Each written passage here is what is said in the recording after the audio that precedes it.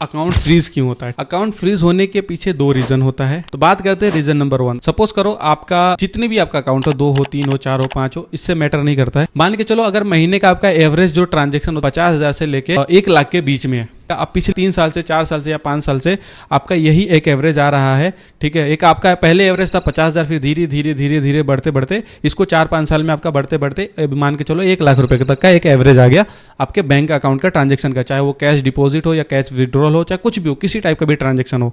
ठीक है, आप अगर अपने 5 अकाउंट में खुद ही ट्रांसफर करो तो वो काउंट नहीं होता है, वो वैलिड नहीं होता। अपने अकाउंट में जितना चाहो उतना ट्रांसफर कर सकते हो आपस, जैसे मान के चलो 3 अकाउंट है, एक अकाउंट 1 लाख है, उसी 1 लाख को बार बार तीनों अकाउंट में घुमा रहे तो उससे कुछ 1 लाख का ही ट्रांजेक्शन आएगा, उससे ज्यादा काउंट नहीं होगा। ऐसा नहीं कि अगर आपके पास 1 लाख है, दूसरे अकाउंट में अपने 1 लाख रुपए डाल दिया तो आपका 2 लाख का ट्रांजेक्शन शो होगा। फिर दूसरे बैंक में से अगर 1 लाख निकाल के तीसरे बैंक में 1 लाख डाल दिया तो आपका 3 लाख रुपए का ट्रांजेक्शन होगा। नहीं, आपका 1 लाख का ही ट्रांजेक्शन होगा, क्योंकि वो आपका ही पैसा आपके अकाउंट में ही है, कहीं दूसरी जगह नहीं। अब उसमें कैसा होता है, मान के चलो अगर आपके पास 1 लाख रुपए है, आपने किसी को 50,000 रुपए भेजा तो अब आपके अकाउंट में 50,000 का ट्रांजेक्शन आएगा। फिर उधर से 1 लाख रुपया तो अब 1.5 लाख रुपए का ट्रांजेक्शन हो गया। फिर आपने 50,000 रुपये भेजा, फिर आपका 2 लाख का ट्रांजेक्शन हो गया। ठीक है, फिर उधर से 1 लाख आया, फिर अब आपका 3 लाख रुपए का ट्रांजेक्शन हो गया। तो ऐसे ट्रांजेक्शन काउंट होता है। लेकिन अगर आपके अकाउंट में अपने अकाउंट से बार बार तीनों चारों अकाउंट में अगर ट्रांसफर करो तो उससे आपका ट्रांजेक्शन नहीं काउंट होता। ठीक है, तो आपको याद रखना है। तो मान के चलो आपका एक एवरेज निकल के आता है महीने का 50,000 से लेके 1 लाख के बीच में आपका ट्रांजेक्शन का एवरेज है, तो इससे ठीक है चलेगा। लेकिन अगर क्या होता है कि सडनली आपका किसी मंथ में, सडनली एक ही मंथ में बैक टू बैक 2-4 दिन में, 5 दिन में 1 लाख, 1.5 लाख, 2 लाख, 2.5 लाख रुपए का ट्रांजेक्शन हो रहा है, बहुत हैवी अमाउंट पर ट्रांजेक्शन हो रहा है, वो हर एक दूसरे तीसरे दिन हो रहा है, तो बैंक को थोड़ा सा शक होता है कि भाई पिछले 4-5 साल से इस यूजर का इतना ट्रांजेक्शन का एवरेज था और अचानक से इसके अकाउंट में इतना ज्यादा पैसे का ट्रांजेक्शन क्यों होने लगा? कहीं इसमें कुछ गलत पैसे तो नहीं आ रहे, कहीं कुछ यहाँ पे ब्लैक मनी का ट्रांजेक्शन तो नहीं हो रहा है, कहीं यहाँ पे मनी लॉन्ड्रिंग तो नहीं हो रहा है। मनी लॉन्ड्रिंग क्या होता है, वहां से लिया इसको दिया, वहां से लिया इसको दिया, उसका ब्लैक मनी उठा के इसको व्हाइट मनी करके दे दिया। ठीक है, तो ऐसे भी ट्रांजेक्शन होते हैं। ठीक है, इस टाइप के ट्रांजेक्शन को बचने के लिए, आपकी सिक्योरिटी के लिए बैंक आपके अकाउंट पे नजर रखती है। जैसे आपके अकाउंट में ये इस टाइप के ट्रांजेक्शन शो होते हैं तो बैंक में एक ऐसा सिस्टम होता है जो सारा एनालाइज करता है। इसमें मैनुअल नहीं होता है, बैंक का ऑटोमेटिक सिस्टम होता है, वो बैंक ऑटोमेटिक आपके अकाउंट को फ्रीज कर देती है। तो ये ऑटो मोड होता है, ऑटोमेटिक फ्रीज होता है। कोई मैनुअल बंदा नहीं बैठा है कि आपका एक पूरा अकाउंट देख रहा है, चेक कर रहा है कि भाई हाँ इसका, अरे भाई इसका 50 था, इसमें 1 लाख रुपए की, चलो इसको फ्रीज करो, इसके अकाउंट में 1 लाख रुपए का ट्रांजेक्शन है, चलो इसको फ्रीज करो। ऐसा कोई मैनुअल बंदा नहीं बैठ के ट्रैक कर रहा होता है, ये ऑटोमेटिक होता है, सिस्टम खुद डिटेक्ट कर लेता है। ठीक है, क्योंकि सिस्टम से नहीं तुम बच सकते। तो जैसे आपके सिस्टम में कुछ ऐसा बिहेवियर दिखता है आपका अकाउंट को लेकर, तो तुरंत आपको फ्रीज कर देती है वो अकाउंट। आपको तुरंत मैसेज भी आ जाता है रजिस्टर मोबाइल नंबर पे। तो फिर इस केस में आपको क्या करना है, आपको बैंक के कस्टमर केयर में कॉल करना है। अगर नियर बाई ब्रांच है तो बैंक में जाके विजिट करो और उनसे बोलो, पूछो कि भाई मेरा अकाउंट क्यों फ्रीज हुआ है। तो फिर वो बताएंगे कि सर आपका अकाउंट में ट्रांजेक्शन बहुत ज्यादा हो गया था, क्या आप बता सकते हो कि कैसे ट्रांजेक्शन है? बैंक वाले थोड़ा सा वेरीफाई करेंगे, तो बैंक को आपको बता दो कि भाई आपको पैसे कहाँ से आए, किस लिए लिए, क्या रीजन था पैसे लेने का। वो जैसे बता दोगे बैंक सेटिस्फाई हो जाती है, आपका देख लेती है डिटेल्स। बैंक को ऐसा लगता है कि हाँ सब कुछ ओके है, आपका ही पैसा है, सब कुछ ठीक है, कोई दिक्कत नहीं है, आपके अकाउंट के साथ कुछ गलत नहीं हो रहा है, तो बैंक आपका अकाउंट को अनफ्रीज कर देगी। ठीक है, तो कि ये नॉर्मल सी बात है, ये बहुत ईजी है, 24 और 48 आवर्स के बीच में अनफ्रीज हो जाता है। अब बात करते हैं दूसरा, जिसमें थोड़ा सा अनफ्रीज कराना प्रॉब्लम हो जाता है, क्योंकि इसमें साइबर सिक्योरिटी का प्रॉब्लम होता है। ठीक है, और बहुत सारे लोगों का कंफ्यूजन भी होता है कि भाई अगर मेरा अकाउंट फ्रीज हो गया साइबर सिक्योरिटी की वजह से, तो क्या इसमें मेरे को केस हो सकता है, मेरे को पुलिस स्टेशन जाना पड़ेगा, ऐसा वैसा, तो सब हम बात करेंगे। जो दूसरा रीजन है हमारा अकाउंट फ्रीज होने के लिए, सपोज करो XYZ किसी भी आप साइट पे गेम खेल रहे हो या ट्रेडिंग कर रहे हो। ठीक है, अभी आपने देखा होगा कि अगर बाइनेंस पे या क्रिप्टो में कहीं पे भी अगर P2P अगर ट्रेड कर रहे हो, पर्सन टू पर्सन ट्रेड करो, उसमें भी आपके अकाउंट फ्रीज हो रहे हैं। हम एक एग्जांपल लेके चल रहे हैं, XYZ आप किसी भी एक वेबसाइट पे आप गेम खेल रहे हो, वहाँ पे आपने 50,000 रुपये का डिपॉजिट किया, आपने 50,000 रुपये से खेलना स्टार्ट किया, आपने उसको 1.5 लाख 2 लाख रुपये का प्रॉफिट करके आपने 1.5-2 लाख रुपये कर दिया। सपोज करो आपका 2 लाख रुपये का प्रॉफिट हो गया, तो आप 2 लाख रुपया वहाँ पे प्रॉफिट विड्रॉल मारते हो। तो आप जैसे विड्रॉल मारते हो तो वहाँ पे आपको अपना अकाउंट डिटेल्स देना होता है। तो आप जैसे अकाउंट डिटेल्स दिए, विड्रॉल किए, अब वो जो डेटा है आपका विड्रॉल रिक्वेस्ट है वो XYZ एडमिन के पास जाता है।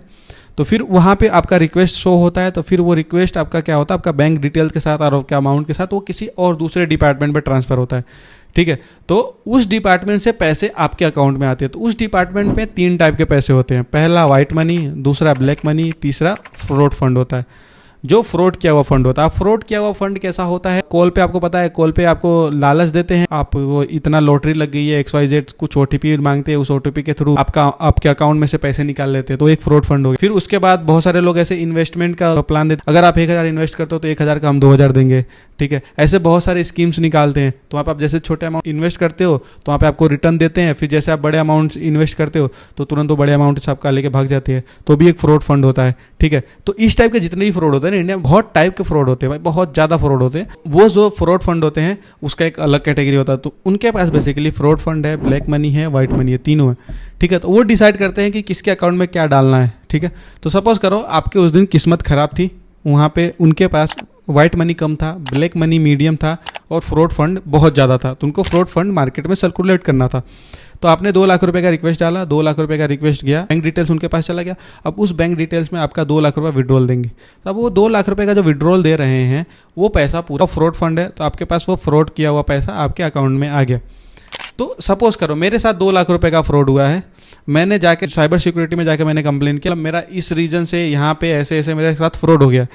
तो अब साइबर सिक्योरिटी क्या करेगी, मेरे पैसे को ट्रैक करेगी कि मेरा पैसा कहाँ गया है, किसने फ्रॉड किया है। मान के चलो बैंक अकाउंट से जो फ्रॉड पैसा था वो XYZ के पास गया, आपने ऑलरेडी विड्रॉल रिक्वेस्ट लगा था, XYZ के जगह से वो विड्रॉल अमाउंट आपके अकाउंट में आया, तो अब क्या होगा, XYZ का भी बैंक अकाउंट फ्रीज होगा और आपका भी बैंक अकाउंट फ्रीज होगा, ठीक है। ये दूसरा रीजन है। अब मान के चलो वही 2 लाख रुपए आपने किसी और को ट्रांसफर किया है, तो आपका तो फ्रीज हो गया, लेकिन आपने जिसको ट्रांसफर किया था उसका भी अकाउंट फ्रीज होगा। अब बताओ इस बेचारे की क्या गलती थी, ये तो भाई गेम भी नहीं खेलता था, ठीक है, इसको पता भी नहीं था, इसको तो बस आपसे 2 लाख रुपए लेना था, इसने बस खाली बोला भाई मेरे को 2 लाख रुपए दे दे, और आपने क्या किया, जो गेमिंग साइट से जो विड्रॉल लिया था पैसे, वही पैसा इस बेचारे को चिपका दिया, तो उसका तो फ्रीज हुआ ही हुआ, आपका फ्रीज हुआ ही, लेकिन इस बेचारे भोले भाले इंसान का भी अकाउंट फ्रीज हो गया। अब बताओ इस इंसान की क्या गलती थी। तो अब ये जो अकाउंट फ्रीज हुआ ना, इसमें थोड़ा सा कॉम्प्लिकेटेड होता है। अब ये अकाउंट जल्दी अनफ्रीज नहीं होते, अब इसमें थोड़ा सा पुलिस का भी इन्वॉल्वमेंट आ जाता है। अब अगर आपको अकाउंट अनफ्रीज कराना, बैंक पास जाओगे तो बैंक आपको बोलेगी कि भाई ये जो अमाउंट आया है आपके पास, इस अमाउंट की वजह से आपका अकाउंट फ्रीज हुआ है, अगर आपको अनफ्रीज कराना है तो आपको साइबर सिक्योरिटी में जाके एक बार इसको रिजोल्व कराना पड़ेगा, पहले ये एंट्री आपको हटानी पड़ेगी। वो चीज जो होता है वो बैंक के पास भी नहीं होता, वो बैंक भी अनफ्रीज नहीं कर सकती, वो आपका कहाँ पे अनफ्रीज होगा, साइबर सिक्योरिटी के पास जाना पड़ेगा, उसमें थोड़ा सा पुलिस का इन्वॉल्वमेंट होता है। तो मोस्टली बहुत सारे लोग छोटे अमाउंट होते हैं तो लोग भूल जाते हैं अकाउंट फ्रीज होता है, वो अनफ्रीज कर पाते क्योंकि इसमें पुलिस का इन्वॉल्वमेंट है। तो अब जाकर तुम पुलिस को क्या बोलोगे, भाई मेरा अकाउंट फ्रीज हो गया है, मैंने इस साइट पे गेम खेला था, यहाँ से मैंने विड्रॉल लिया था, भाई उल्टा तुम भी फंसोगे। ऐसा केस हो जाता है तो बहुत सारे लोग छोड़ देते, बोले अब भाई अब कुछ नहीं होगा, नहीं करते। लेकिन ये जो बंदा था जिसको आपने 2 लाख रुपया दिया था, इसमें कोई गलती नहीं थी, इसने 2 लाख रुपया आपको उधार दिया था, आपसे उसने उधार पैसा मांगा, आपने इसको 2 लाख दिया, इसका अकाउंट फ्रीज होगा। अब ये बेचारा क्या करेगा, अब इसके अकाउंट में ऑलरेडी बहुत सारे पैसे था, अब ये अनफ्रीज कैसे कराएगा, इसको कुछ नहीं पता है। डायरेक्ट जाएगा बैंक में, बैंक से बोलेगा, बैंक बोलेगी भाई इस रीजन से ब्लॉक हुआ, फिर वो जाएगा पुलिस स्टेशन में, साइबर सिक्योरिटी का जो भी प्रोसेस उसको बताएंगे वो सारा प्रोसेस फॉलो करेगा, जाके प्रूफ दिखा देगा कि भाई मैंने इसको 2 लाख रुपया दिया था उधार, इसने मेरे को 2 लाख रुपया लौटाया, इसमें मेरी कोई गलती नहीं है, मैंने बस उससे 2 लाख रुपया लिया। अब इसमें क्या होगा कि फिर तुम पकड़े जाओगे कि भाई तुमने इसको पैसे क्यों ट्रांसफर किया, फिर तुम्हारे पे कार्रवाई होगी, फिर वहाँ पे तुमको वो 2 लाख रुपए रिटर्न करना पड़ेगा, 2 लाख रुपए रिटर्न करोगे फिर इसका अकाउंट अनफ्रीज होगा, उसके बाद आप वो 2 लाख रुपए के चक्कर में फिर आपका पता नहीं कितने का नुकसान होगा।